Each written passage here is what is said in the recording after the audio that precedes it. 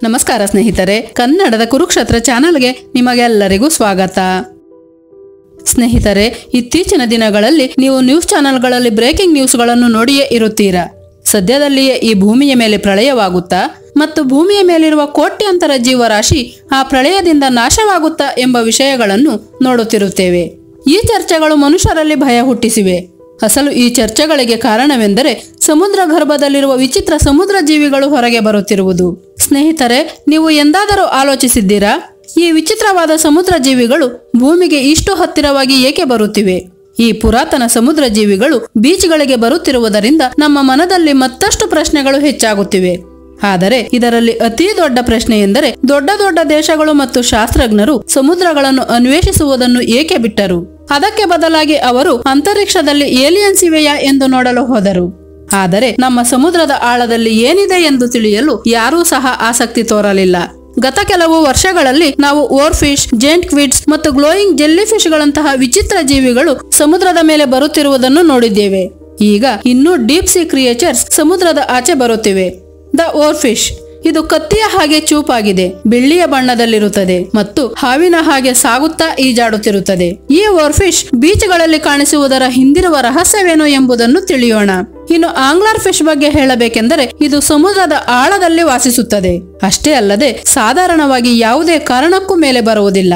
ಆದರೆ ಇತ್ತೀಚೆಗೆ ಇದೂ ಕೂಡ ಸಮುದ್ರದ ಮೇಲೆ ಬೀಚ್ಗಳಲ್ಲಿ ಕಾಣಿಸಿದೆ. ಆದರೆ ಇಲ್ಲಿ ಒಂದು ತಪ್ಪು ನಡೆಯುತ್ತಿದೆ. ಮೇಲೆ ಬಂದ ಆಂಗ್ಲರ್ ಫಿಶ್ ಕೇವಲ 6 ಇಂಚುಗಳ ಉದ್ದ ಮಾತ್ರವೇ ಇದೆ. ಆದರೆ ಇದನ್ನು ತುಂಬಾ ದೊಡ್ಡದಾಗಿ ಏಕೆ ತೋರಿಸುತ್ತಿದ್ದಾರೆ? ಇದರ ಹಿಂದಿರುವ ಅಸಲಿ ಕಾರಣವೇನು? ಅದನ್ನೂ ಕೂಡ ತಿಳಿಯೋಣ. ಸ್ನೇಹಿತರೆ, ಈಗ ಕೇರಳದಲ್ಲಿನ ಒಂದು ಬೀಚ್ ನಲ್ಲಿ ಒಬ್ಬ ವ್ಯಕ್ತಿಯ ವಿಡಿಯೋ ತುಂಬಾ ವೈರಲ್ ಆಗುತ್ತಿದೆ. ಇಲ್ಲಿ ಒಬ್ಬ ವ್ಯಕ್ತಿ ಕೇರಳ ಬೀಚ್ ನಲ್ಲಿ ಮೀನುಗಳ ಮಧ್ಯೆ ಸ್ನಾನ ಮಾಡುತ್ತಿದ್ದಾರೆ. ನೋಡಿ, ಎಷ್ಟೊಂದು ಮೀನುಗಳು ಒಂದೇ ಬಾರಿಗೆ ಬೀಚ್ಗೆ ಬಂದಿವೆ ಎಂದು. ಇದು ಸಾಧಾರಣ ವಿಷಯವಲ್ಲ. ಇದರ ಹಿಂದೆ ಯಾವುದೋ ಕಾರಣವಿದೆ. ಈಗ ಓರ್ಫಿಶ್ ಬಗ್ಗೆ ನೋಡೋಣ. ಈ ಮೀನು ಪ್ರಪಂಚದಲ್ಲಿಯೇ ವಿವಿಧ ಪ್ರದೇಶಗಳಲ್ಲಿ, ಅಂದರೆ ಆಸ್ಟ್ರೇಲಿಯಾ, ಅಮೆರಿಕದಲ್ಲಿನ ಸ್ಯಾಂಡಿಯಾಗೋಗಳಂತಹ ಬೀಚ್ಗಳ ಮೇಲೆ ಕಾಣಿಸುತ್ತದೆ. ಹಾಗೆಯೇ ಆಂಗ್ಲರ್ ಫಿಶ್ ಎಂಬ ಡೀಪ್ ಸಿ ಕ್ರಿಯೇಚರ್ಸ್ ಕೂಡ ಅಲೆಗಳ ಮೇಲೆ ಬರುತ್ತಿದೆ. ಇವೆಲ್ಲವೂ ಯಾವುದೋ ಸಂಕೇತವನ್ನು ಕೊಡುತ್ತಿರುವ ಹಾಗೆ ಅನಿಸುತ್ತದಲ್ಲವೇ? ಕೇರಳ ಬೀಚ್ಗೆ ಅಷ್ಟೊಂದು ಮೀನುಗಳು ಬಂದ ಘಟನೆಯೂ ಕೂಡ ತುಂಬಾ ವಿಚಿತ್ರವಾಗಿದೆ. ಇದು ಯಾವುದಾದರೂ ನೈಸರ್ಗಿಕ ವಿಕೋಪಗಳು ಸಂಭವಿಸಬಹುದೆಂದು ಭಾವಿಸುತ್ತಿದ್ದಾರೆ. ಓರ್ಫಿಶ್ ಅನ್ನು ಡೂಮ್ಸ್ಡೇ ಫಿಶ್ ಎಂದು ಸಹ ಕರೆಯುತ್ತಾರೆ. ಅಂದರೆ ಒಂದು ಬೀಚ್ ನಲ್ಲಿ ಓರ್ಫಿಶ್ ಕಾಣಿಸಿದರೆ, ಅದು ಕೂಡ ಪ್ರಪಂಚದ ವಿವಿಧ ಪ್ರದೇಶಗಳಲ್ಲಿ ಕಾಣಿಸಿದರೆ, ಅದು ಇಡೀ ಪ್ರಪಂಚಕ್ಕೆ ಏನೋ ತೊಂದರೆಯನ್ನು ಸೂಚಿಸುತ್ತದೆಂದು ಅರ್ಥ. ಹಾಗೆಯೇ ಆಂಗ್ಲರ್ ಫಿಶ್ ಡೀಪ್ ಸಿಯಿಂದ ಮೇಲೆ ಬರುವುದೆಂದರೆ ಅದು ಏನೋ ಭಯಂಕರ ಸೂಚನೆ ಎಂದು ಹೇಳಬಹುದು. ಇನ್ನೊಂದು ವಿಷಯ, 2000 ವರ್ಷಗಳಿಂದ ಶಾಸ್ತ್ರಜ್ಞರು ಮತ್ತು ದೊಡ್ಡ ದೊಡ್ಡ ದೇಶಗಳು ಸಮುದ್ರ ಅನ್ವೇಷಣೆಯನ್ನು ಕೈಬಿಟ್ಟಿದ್ದಾರೆ. ಬದಲಾಗಿ ಅವರು ಅಂತರಿಕ್ಷದಲ್ಲಿ ಏಲಿಯನ್ಗಳನ್ನು ಹುಡುಕುತ್ತಿದ್ದಾರೆ. ಇದರ ಅರ್ಥವೇನು? ಅಂತರಿಕ್ಷದ ಬಗ್ಗೆ ತಿಳಿಯುವುದು ಸುಲಭವಾ ಅಥವಾ ಸಮುದ್ರ ಅನ್ವೇಷಣೆ ಕಷ್ಟವಾಯಿತಾ? ಇದು ಎಷ್ಟೋ ರಹಸ್ಯವನ್ನು ಸೂಚಿಸುತ್ತದಲ್ಲವೇ? ಒಂದು ಥಿಯರಿ ಪ್ರಕಾರ ಈ ಸಮುದ್ರ ಜೀವಿಗಳು ವಾತಾವರಣ ಬದಲಾವಣೆಯಿಂದ ಮೇಲೆ ಬರುತ್ತಿವೆ. ಇನ್ನು ವಿಜ್ಞಾನ ಏನು ಹೇಳುತ್ತದೆಂದರೆ, ಸಮುದ್ರದ ನೀರು ಬಿಸಿಯಾಗುತ್ತಿದ್ದ ಹಾಗೆ ಈ ಜೀವಿಗಳು ತಂಪಾದ ನೀರಿಗೋಸ್ಕರ ಅಲೆಗಳ ಮೇಲೆ ಬರುತ್ತಿವೆ. ವಾತಾವರಣದ ಬದಲಾವಣೆಯಿಂದ ನೀರಿನ ಉಷ್ಣಾಂಶ ಹೆಚ್ಚಾಗುವುದರಿಂದ ಸಮುದ್ರ ಗರ್ಭದಲ್ಲಿರುವ ಈ ಜೀವಿಗಳ ವಾಸಸ್ಥಾನ ನಾಶವಾಗುತ್ತಿದೆ. ಎರಡನೇ ಕಾರಣವೆಂದರೆ, ಸಮುದ್ರದ ಆಳದಲ್ಲಿ ಸಂಭವಿಸುವ ಭೂಕಂಪಗಳು ಮತ್ತು ಅಗ್ನಿಪರ್ವತಗಳ ವಿಸ್ಫೋಟಗಳಿಂದ ಇವು ಮೇಲೆ ಬರುತ್ತಿವೆ. ಸಮುದ್ರದ ಆಳದಲ್ಲಿರುವ ಭಾಗವನ್ನು ನಾವು ಸೀಬೆಡ್ ಎನ್ನುತ್ತೇವೆ. ಇದು ಕದಲಿದಾಗ ಅಲ್ಲಿರುವ ಜೀವಿಗಳು ಮೇಲೆ ಬರಲು ಶುರುವಾಗುತ್ತವೆ. ಉದಾಹರಣೆಗೆ, ಜಪಾನ್ನಲ್ಲಿ ಸುನಾಮಿ ಮತ್ತು ಭೂಕಂಪಗಳು ಬರುವ ಮೊದಲು ಓರ್ಫಿಶ್ಗಳು ಅಧಿಕ ಸಂಖ್ಯೆಯಲ್ಲಿ ಮೇಲೆ ಬಂದಿದ್ದವು. ಇದು ನ್ಯಾಚುರಲ್ ಡಿಸಾಸ್ಟರ್ನೊಂದಿಗೆ ನಂಟಾಗಿರುತ್ತದೆ. ಈಗ ಒಂದು ಅದ್ಭುತವಾದ ವಿಷಯ, ನಾವು ಚಂದ್ರನ ಮೇಲೆ ಹೆಜ್ಜೆ ಇಟ್ಟೆವು, ಮಾರ್ಸ್ಗೆ ರೋವರ್ ಅನ್ನು ಕಳುಹಿಸಿದೆವು. ಆದರೆ ನಮ್ಮ ಸಮುದ್ರಗಳನ್ನು ಮಾತ್ರ ಕೇವಲ 20% ಮಾತ್ರವೇ ಅನ್ವೇಷಿಸಿದ್ದೇವೆ. ಏಕೆಂದರೆ ಸಮುದ್ರ ಅನ್ವೇಷಣೆ ಅಷ್ಟು ಸುಲಭವಲ್ಲ. ಅದು ತುಂಬಾ ಕಷ್ಟಕರ. ಸಂಪೂರ್ಣ ಕತ್ತಲಿರುತ್ತದೆ. ನೀರಿನ ರಭಸಕ್ಕೆ ಯಾವುದೇ ವಸ್ತುಗಳಾಗಲಿ ತುಂಡಾಗಿ ಬಿಡುತ್ತದೆ. ಆದ್ದರಿಂದಲೇ ಸಮುದ್ರದ ಅನ್ವೇಷಣೆ ಅತಿ ಕಡಿಮೆ ಮಾಡಿದ್ದೇವೆ. ಆದರೆ ಈಗ ನಮ್ಮ ಬಳಿ ಅತ್ಯಾಧುನಿಕ ಟೆಕ್ನಾಲಜಿ ಇದೆಯಲ್ಲವೇ? ಆದರೂ ಕೂಡ ಸಮುದ್ರ ಅನ್ವೇಷಣೆ ಏಕೆ ಮುಂದಕ್ಕೆ ಸಾಗುತ್ತಿಲ್ಲ? ಇಲ್ಲಿ ಏನಾದರೂ ರಹಸ್ಯ ಅಡಗಿದೆಯಾ? ಅಂತರಿಕ್ಷದಲ್ಲಿ ಕಂಪನಿಗಳು ಇನ್ವೆಸ್ಟ್ಮೆಂಟ್ ಮಾಡುತ್ತಿರುವ ಹಾಗೆ ಸಮುದ್ರ ಅನ್ವೇಷಣೆಯಲ್ಲಿಯೂ ಕೂಡ ಕೆಲವು ಕಂಪನಿಗಳು ಮುಂದೆ ಬಂದವು. ಆದರೆ ಅದು ಎಷ್ಟು ಅಪಾಯವೋ ಗೊತ್ತಾ? ಓಷನ್ ಗೇಟ್ ಎಂಬ ಕಂಪನಿ ಒಂದು ಸಬ್ಮರೀನ್ ಅನ್ನು ತಯಾರು ಮಾಡಿ ಅದರಲ್ಲಿ ಕೆಲವು ಮಂದಿ ಟೈಟಾನಿಕ್ ಶಿಥಿಲಗಳನ್ನು ನೋಡಲು ಒಳಗೆ ಹೋದರು. ಆದರೆ ಅವರು ತುಂಡು ತುಂಡುಗಳಾಗಿ ಸಿಡಿದು ಹೋಗಿದ್ದರು. ಈ ವಿಷಯ ನಮ್ಮೆಲ್ಲರಿಗೂ ತಿಳಿದಿರುವುದೇ. ಸಮುದ್ರಾನ್ವೇಷಣೆ ಎಂದರೆ ಅಷ್ಟೊಂದು ಅಪಾಯ. ಆದರೆ ಸಮುದ್ರದ ಅಪಾಯಗಳು ಕೇವಲ ಒತ್ತಡ ಮತ್ತು ಕತ್ತಲ ಬಗ್ಗೆ ಮಾತ್ರವಲ್ಲ, ಅಲ್ಲಿ ವಿಚಿತ್ರವಾದ ಜೀವಿಗಳು ಕೂಡ ಇವೆ ಎಂದು, ಅವು ಪ್ರಕೃತಿ ವಿಕೋಪಗಳ ಬಗ್ಗೆ ಮುಂಚಿತವಾಗಿಯೇ ಸೂಚನೆಗಳನ್ನು ನೀಡುತ್ತವೆ ಎಂದು ಕೆಲವರ ನಂಬಿಕೆ. ದಿ ಕ್ರಾಕೆನ್, ಮೆಗಲೋಡಾನ್, ನಿಂಗನ್ ಈ ಹೆಸರುಗಳ ಬಗ್ಗೆ ಎಂದಾದರೂ ಕೇಳಿದ್ದೀರಾ? ಕ್ರಾಕೆನ್ ವೈಕಿಂಗರ ಚರಿತ್ರೆಯಲ್ಲಿ ಹೇಳಲಾದ ಜೈಂಟ್ ಕ್ವಿಡ್. ಇದು ಶಿಪ್ಗಳನ್ನು ಒಂದೇ ಬಾರಿಗೆ ನಾಶ ಮಾಡಬಲ್ಲದು.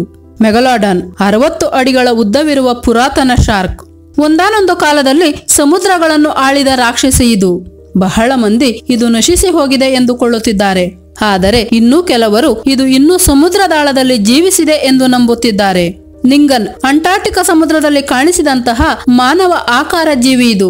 ಇದನ್ನು ಕೆಲವರು ಏಲಿಯನ್ ಎಂದು ಸಹ ಹೇಳುತ್ತಿದ್ದಾರೆ. ಸಮುದ್ರದ ಆಳದಲ್ಲಿ ಇನ್ನೂ ಅನೇಕ ರಹಸ್ಯಗಳು ಅಡಗಿವೆ. ನಾವು ಇಲ್ಲಿಯವರೆಗೂ ಕಂಡಂತಹ ವಿಚಿತ್ರ ಜೀವಿಗಳು, ಅದು ನಮಗೆ ತಿಳಿಯದ ಪ್ರಪಂಚ, ಇದೆಲ್ಲವೂ ನಿಗೂಢವೇ. ಸಮುದ್ರದಲ್ಲಿ ವಿಚಿತ್ರ ಜೀವಿಗಳನ್ನು ನೋಡಿದ್ದೇವೆ ಎಂದು ನಾವಿಕರೇ ಅಲ್ಲದೆ ಮೀನುಗಾರರು ಕೂಡ ಹೇಳುತ್ತಿದ್ದಾರೆ. ಜೈಂಟ್ ಸಿ ಸರ್ಪೆಂಟ್ಸ್ ಮತ್ತು ಗ್ಲೋಯಿಂಗ್ ಸಿ ಡ್ರ್ಯಾಗನ್ಸ್ ಇವೆಲ್ಲವೂ ಕೂಡ ಅವರ ಕಥೆಗಳಲ್ಲಿವೆ. ಇದು ಕೇವಲ ಕಣ್ಣಿಗೆ ಕಾಣುವ ಭ್ರಮೆಯ ಅಥವಾ ಸಮುದ್ರ ಗರ್ಭದಲ್ಲಿರುವ ರಹಸ್ಯಗಳ? ಈ ಕಥೆಗಳು ಕೇವಲ ಊಹೆಗಳಾಗಿರಬಹುದು, ಆದರೆ ಇವುಗಳ ಹಿಂದೆ ಚರಿತ್ರೆಯಲ್ಲಿ ಅನೇಕ ಸಂದರ್ಭಗಳಿವೆ. ವೈಕಿಂಗ್ ಪುರಾಣಗಳಲ್ಲಿ ಕ್ರಾಕನ್ ಬಗ್ಗೆ ಹೇಳಲಾಗಿದೆ. ಹಾಗೆಯೇ ಇತರ ಪುರಾಣಗಳಲ್ಲಿಯೂ ಸಹ ಇಂತಹ ವಿಚಿತ್ರ ಸಮುದ್ರ ಜೀವಿಗಳ ಬಗ್ಗೆ ಪ್ರಸ್ತಾವನೆ ಇದೆ. ಲಿವ್ಯತಾನ್ ಇದು ಭಯಂಕರವಾದ ಅತಿ ದೊಡ್ಡ ಸಮುದ್ರ ಜೀವಿ. ಅಂತ್ಯವಿಲ್ಲದ ಶಕ್ತಿಯಿಂದ ಅಜಗಜಾಂತರ ದೇಹವಿರುವಂತಹ ಜೀವಿ. ಇದರ ಕುರಿತು ಚರಿತ್ರೆ ಪುಸ್ತಕಗಳಲ್ಲಿ ಹಲವು ಸಂದರ್ಭಗಳಿವೆ. ಕೆಲವರು ಇದನ್ನು ಸಮುದ್ರದಲ್ಲಿಯೇ ಅತಿ ದೊಡ್ಡ ಜೀವಿ ಎಂದು ಭಾವಿಸುತ್ತಾರೆ. ಒಂದೇ ಸಾರಿಗೆ 100 ಶಿಪ್ಗಳನ್ನು ನುಂಗಬಲ್ಲದು ಎಂದು ಹೇಳುತ್ತಾರೆ.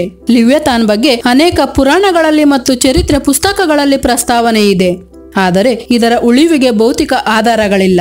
ಆದರೂ ಕೂಡ ಈ ಕಥೆಗಳು ಏಕೆಷ್ಟು ಪ್ರಚಾರದಲ್ಲಿವೆ? ಇದರ ಹಿಂದೆ ಏನಾದರೂ ಸತ್ಯ ಅಡಗಿರಬಹುದಾ? ಈ ಮೊದಲೇ ನಾವು ತಿಳಿದ ಹಾಗೆ ವಿಚಿತ್ರ ಸಮುದ್ರ ಜೀವಿಗಳು ಬೀಚ್ಗಳ ಮೇಲೆ ಕಾಣಿಸುತ್ತಿವೆ. ಇದು ಲಿವ್ಯತಾನ್ ಎಚ್ಚರಗೊಳ್ಳುತ್ತಿರುವ ಸಂಕೇತವಾ? ಆದರೆ ಲಿವ್ಯತಾನ್ ಬದುಕಿರುವ ಹಾಗೆ ನಿರೂಪಿಸುವ ಯಾವುದೇ ಆಧಾರಗಳಿಲ್ಲ. ಇದು ಕೇವಲ ಪುರಾಣ ಮಾತ್ರವಾ ಅಥವಾ ಸಮುದ್ರ ಗರ್ಭದ ರಹಸ್ಯವಾ? ಈ ಎಲ್ಲಾ ಪ್ರಶ್ನೆಗಳಿಗೆ ಉತ್ತರಗಳು ಮಾತ್ರ ಇನ್ನು ರಹಸ್ಯವಾಗಿಯೇ ಇವೆ. ಈ ಎಲ್ಲಾ ಪ್ರಶ್ನೆಗಳಿಗೆ ಉತ್ತರ ಯಾರು ಹೇಳುತ್ತಾರೆ? ನಾವು ಸಮುದ್ರದ ಆಳದಲ್ಲಿ ಅನ್ವೇಷಣೆ ಮಾಡದ ಹೊರತು ಉತ್ತರ ಸಿಗುವುದಿಲ್ಲ. ಅಲ್ಲಿಯವರೆಗೂ ಈ ರಹಸ್ಯಗಳು ನಮ್ಮನ್ನು ಆಲೋಚಿಸುವ ಹಾಗೆ ಮಾಡುತ್ತವಾ? ಅಥವಾ ಅಷ್ಟೊತ್ತಿಗಾಗಲೇ ಈ ಜೀವಿಗಳು ಭೂಮಿಗೆ ಸೇರಿ ವಿನಾಶವನ್ನು ಸೃಷ್ಟಿಸುತ್ತವಾ? ಮೊದಲಿಗೆ ವಾತಾವರಣ ಬದಲಾವಣೆ, ಸಮುದ್ರದ ಉಷ್ಣಾಂಶಗಳು ಹೆಚ್ಚಾಗುತ್ತಿರುವುದರಿಂದ ತಂಪಾದ ನೀರಿನ ವಾತಾವರಣಕ್ಕೋಸ್ಕರ ಸಮುದ್ರದಾಳದಲ್ಲಿರುವ ಜೀವಿಗಳು ಹೊರಗೆ ಬರುತ್ತಿವೆ. ಇನ್ನು ಎರಡನೇ ಕಾರಣ ಪ್ರಕೃತಿ ವಿಪತ್ತುಗಳು. ಸಮುದ್ರ ಗರ್ಭದಲ್ಲಿ ಏರ್ಪಡುವ ಪ್ರಕೃತಿ ವಿಕೋಪಗಳಿಂದಲೂ ಆಳದಲ್ಲಿರುವ ಜೀವಿಗಳು ಮೇಲೆ ಬರುತ್ತಿವೆ. ಇನ್ನು ಮೂರನೇ ಕಾರಣವೆಂದರೆ ಮಾನವ ಕಾರಣಗಳು ಅಥವಾ ಪುರಾತನ ಜೀವಿಗಳು. ಕೆಲವು ದೇಶಗಳು ಅಥವಾ ಶಾಸ್ತ್ರಜ್ಞರು ರಹಸ್ಯ ಪ್ರಯೋಗಗಳನ್ನು ಮಾಡುತ್ತಿದ್ದಾರೆಂದು ಅಥವಾ ಸಮುದ್ರದಲ್ಲಿರುವ ಪುರಾತನ ಜೀವಿಗಳು ಜೀವ ಪಡೆಯುತ್ತಿವೆ ಎಂದು ಕೂಡ ಭಾವಿಸುತ್ತಿದ್ದಾರೆ. ಆದರೆ ಇವುಗಳಿಗೆ ಯಾವುದೇ ರೀತಿಯ ಆಧಾರಗಳು ಇಲ್ಲದೆ ಇರುವುದರಿಂದ ಇದರ ಬಗ್ಗೆ ಚರ್ಚೆ ಅನಾವಶ್ಯಕ. ಕೆಲವು ಶಾಸ್ತ್ರಜ್ಞರು ಮತ್ತೆ ಕೆಲವು ದೇಶಗಳು ಈ ರಹಸ್ಯಗಳನ್ನು ಭೇದಿಸುವುದಕ್ಕಿಂತಲೂ ಸುಮ್ಮನಿರುವುದೇ ಉತ್ತಮ ಎನ್ನುತ್ತಿದ್ದಾರೆ. ಏಕೆಂದರೆ ಸಮುದ್ರದಲ್ಲಿ ಏನಿದೆ, ಎಷ್ಟಿದೆ ಮತ್ತು ಎಲ್ಲೆಲ್ಲಿದೆ ಎಂದು ಯಾರಿಗೂ ತಿಳಿಯದು. ಆದ್ದರಿಂದಲೇ ಅವರು ಈ ರೀತಿ ಹೇಳುತ್ತಿದ್ದಾರೆ. ಸ್ನೇಹಿತರೆ, ಈಗ ನಿಮ್ಮ ಮುಂದೆ ಒಂದು ಪ್ರಶ್ನೆ. ಈ ಸಮುದ್ರದ ರಹಸ್ಯಗಳನ್ನು ತಿಳಿಯಲು ನಿಮಗೆ ಧೈರ್ಯವಿದೆಯಾ? ಅಥವಾ ಕೆಲವು ಫಜಲ್ಸ್ ಸಾಲ್ವ್ ಮಾಡದೆ ಹಾಗೆ ಬಿಟ್ಟು ಬಿಡುವುದು ಒಳ್ಳೆಯದು ಎಂದುಕೊಳ್ಳುತ್ತಿದ್ದೀರಾ? ಅಥವಾ ಅಸಲು ಸಮುದ್ರ ಅನ್ವೇಷಣೆಗೋಸ್ಕರ ಸಮುದ್ರ ಗರ್ಭದ ಆಳಕ್ಕೆ ಹೋಗುವುದು ಒಳ್ಳೆಯದಾ? ಕಮೆಂಟ್ ಮಾಡಿ ತಿಳಿಸಿ. ವಿಡಿಯೋ ಇಷ್ಟವಾದರೆ ಲೈಕ್ ಮಾಡಿ ಮತ್ತು ನಿಮ್ಮ ಗೆಳೆಯರಿಗೂ ಶೇರ್ ಮಾಡಿ. ಹಾಗೆಯೇ ನೀವೇನಾದರೂ ಮೊಟ್ಟಮೊದಲ ಬಾರಿಗೆ ನಮ್ಮ ಚಾನೆಲ್ ಅನ್ನು ನೋಡುತ್ತಿದ್ದರೆ ದಯವಿಟ್ಟು ಸಬ್ಸ್ಕ್ರೈಬ್ ಮಾಡಿಕೊಳ್ಳುವುದರ ಮೂಲಕ ನಮಗೆ ಮತ್ತಷ್ಟು ವಿಡಿಯೋಗಳನ್ನು ಮಾಡಲು ಸಪೋರ್ಟ್ ಮಾಡಿ. ಧನ್ಯವಾದಗಳು.